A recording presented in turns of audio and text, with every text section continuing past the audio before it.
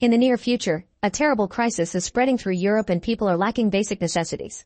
Governments soon start to fall and a totalitarian regime called Not Enough at All takes over, which decides to deal with the resource shortage by exterminating people.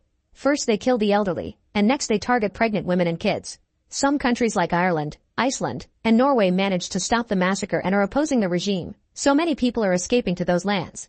Among these people there's Nico and his pregnant wife Mia. One night, a smuggler takes them to the local harbor, where they run among the containers to find a way to escape. When a dog blocks their way, they take a different direction and are careful to hide from helicopters' lights. They can hear the police arresting some runners, but they manage to get past them and find another smuggler that asks for more money. They've already paid a lot, so they have no choice but to give him their wedding rings. Then the couple enters the back of a truck with a bunch of women that are also escaping with their kids and even a dog. Mia removes the bandage that was hiding her belly and is worried because she hasn't felt the baby move in a while. However, Nico teaches her where to find the spot with the baby's foot because that's where the child always kicks. He also gives her a Snickers bar that he's been saving to eat when they get to Ireland as a little celebration prize. After one of the refugees uses a drill to make a hole in the truck and allow the light in, Mia watches the other children and feels guilty because she and Nico left their first child behind, but Nico reminds her that the soldiers took her away so it means she's dead. After only a few hours of traveling, the truck makes a stop to pick up more refugees. The people quickly rush inside and the truck gets too crowded, so the smuggler announces they'll split the group in two, leaving the women and children here and the men will go in another vehicle. Nico tries to explain he was already in this truck with his wife from before, but he's ignored and taken away. The doors are closed and Mia has to watch through a hole how her husband is gone, so she uses her phone to contact him. Nico tells her not to worry because the trucks are going in the same direction, so they'll reunite later. For now she must save battery and keep an eye on their things.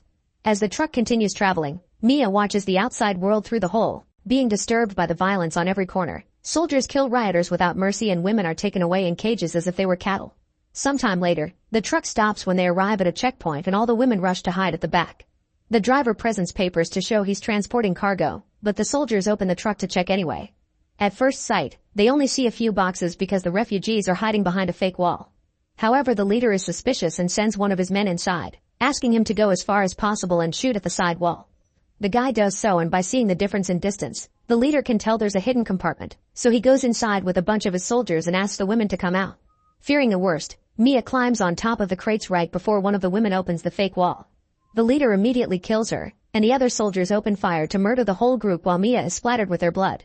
By the end, the only ones standing are the dog and a little kid. The dog gets to run away, but the soldiers make sure to kill the kid too. After they're gone, Mia cries and sends her husband a message, telling him to hide. A few hours later, the truck makes it to another harbor and the container is moved to be taken away on a ship. Mia tries calling Nico, but he doesn't pick up, so she just leaves another message saying the ship is taking her away. Then she checks the things in her bag and turns on a light before falling asleep. Sometime later, Mia wakes up when the container starts to shake. Through the holes left by the bullets, she can see the sailors running around because a fierce storm is trashing the ship. Mia begins yelling for help as the shaking makes her roll all over the place, getting hurt until a sudden landing knocks her out. Moments later, Mia wakes up and discovers water is getting into the container through the holes. When she looks outside, she discovers the ship sank and now all the containers including hers are floating in the middle of the sea. She starts panicking and tries to call Nico, but her phone got smashed and it doesn't work. Then she tries an extra phone she brought in her bag, but she doesn't know the password to make it work. After checking that the baby is fine, Mia notices water keeps getting into the container, so she begins opening the crates to find something she can use. Unfortunately, they only have stuff like plastic containers, televisions, alcohol, and earbuds. She also finds a bunch of hoodies and puts one on. After looking around, she begins picking up all the things that fell from her bag, including some tape and a Swiss Army knife. After putting tape on the holes to slow the water down, Mia finds her diary and finds comfort in a picture of her family. Suddenly she hears some screaming and looks through the hole to notice a container slowly sinking with people inside.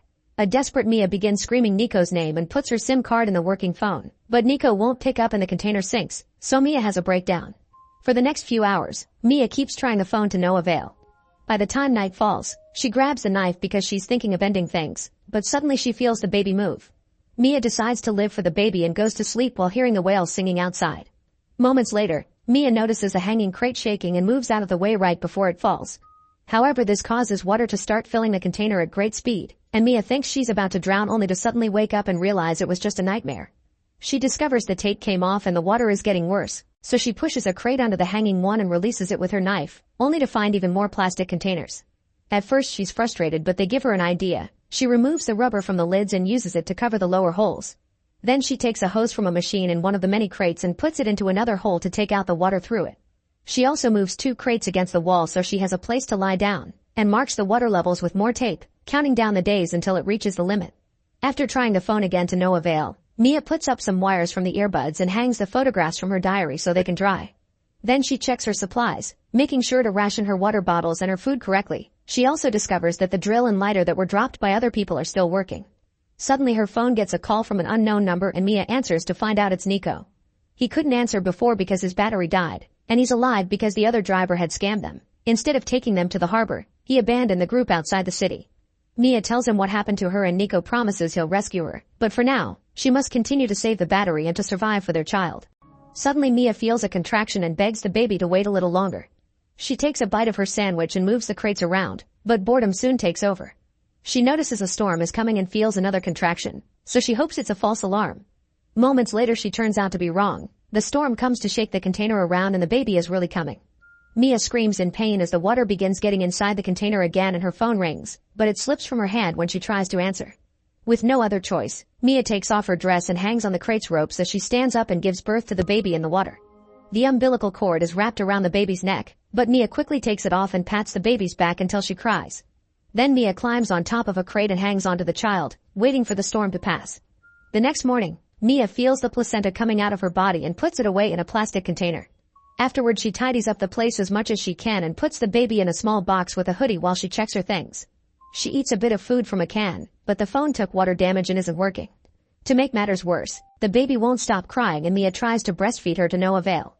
When Mia hears the sound of the container's metal squeaking, she gets an idea. She uses the drill and starts making holes in the ceiling, hoping to cut a square that will let her out. However, the noise makes the baby cry harder.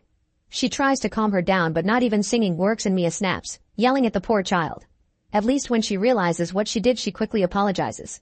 Moments later, Mia feels her chest reacting and tries with the baby again. This time milk comes out and the child finally feeds. When the exhaustion finally kicks in, Mia can't stop herself from finishing all the food she has. Then she goes back to drilling the ceiling, but unfortunately the drill runs out of battery before she can finish.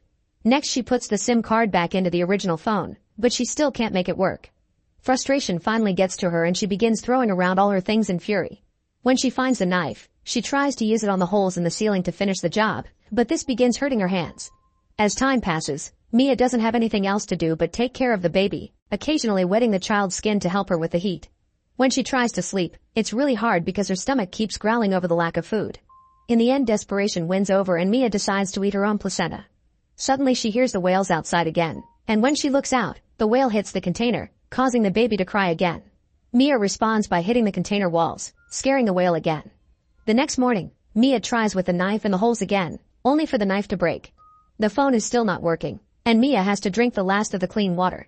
Feeling dizzy because of the heat, Mia picks some sea water and throws it on her head, then she begins licking water drops from the ceiling. Unfortunately, this makes her sick after a few minutes. The dizziness just gets worse with time and Mia suddenly sees a paper plane landing on her legs. At that moment her first daughter appears, blaming her mother for her death at the hands of the soldiers. Mia cries as Nico appears next to her too, reminding her it wasn't her fault.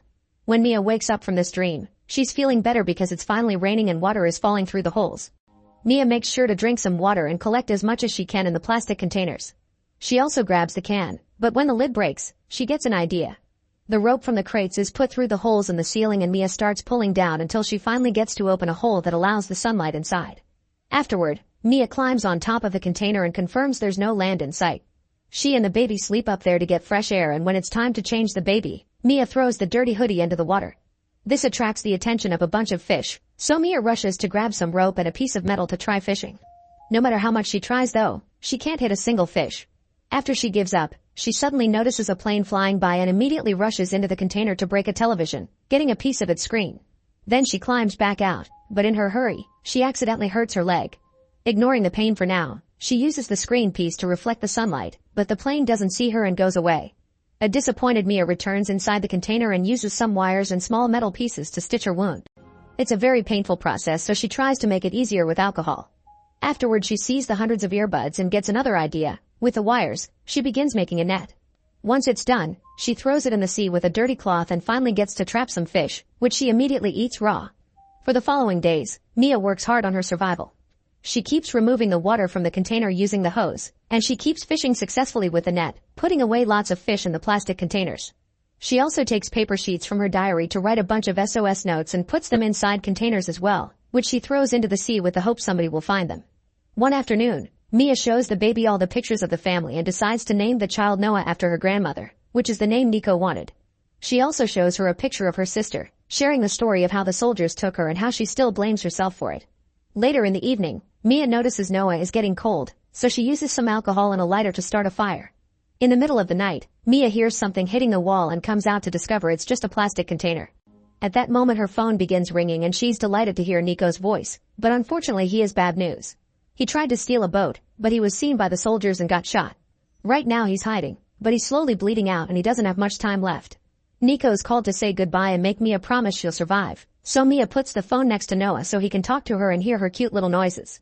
After Mia and Nico tell each other I love you, her battery dies and the wind puts out the fire as she cries. It's then revealed that Mia still has the Snickers bar, which she's saving for the end of her journey as promised. On day 26, Mia is about to lose it. There are drawings and rants on paper sheets taped all over the container walls, which is about to reach the water limit, so Mia and the baby are now living on top of it. Mia also is using the crate wood, the plastic containers, and the rope to put together a raft. Suddenly a seagull lands on the container to take some of her fish, and this gives Mia hope because it means they must be near land. Later in the evening, Mia manages to start a new fire and gets a sail ready for her raft. Suddenly she hears a noise inside the container and realizing it'll sink soon, Mia dives in to gather all her pictures. She also sees the Snickers bar inside a plastic container, so she takes the risk and goes further inside to grab it. As the water pushes the raft with Noah away, Mia's foot gets tangled with some rope, so she struggles against it while trying not to drown. With a piece of metal, she manages to cut off the rope and quickly swims out of the container right before it finally sinks. When Mia reaches the surface, she's terrified to discover she can't see Noah. At that moment, a wall passes by and expels some water, which hits Noah and makes her cry. Now Mia can follow the direction of the noise and reunite with her daughter. The next morning while they float around, Mia opens a plastic container and throws out some fish, hoping to attract some birds. Soon a bunch of seagulls are flying above them, and this is noticed by a boat that is sailing nearby. They immediately take the boat in that direction and rescue the small raft, finding Noah inside alive and well. There's also a rope coming out of the raft and falling into the sea, so the sailors start pulling until Mia's body comes out. The sailors immediately start applying CPR, but Mia won't wake up, however they refuse to give up for the sake of the baby. After lots of chest compressions, Mia finally reacts, and the sailors hand the baby to her before using the radio to call for help. It takes Mia a moment to realize she's safe, and when she looks at the horizon, she sees they're approaching Ireland, meaning she'll be able to get the new life she wanted. Make sure to subscribe and turn on notifications so you can watch more videos like this. Thanks for watching.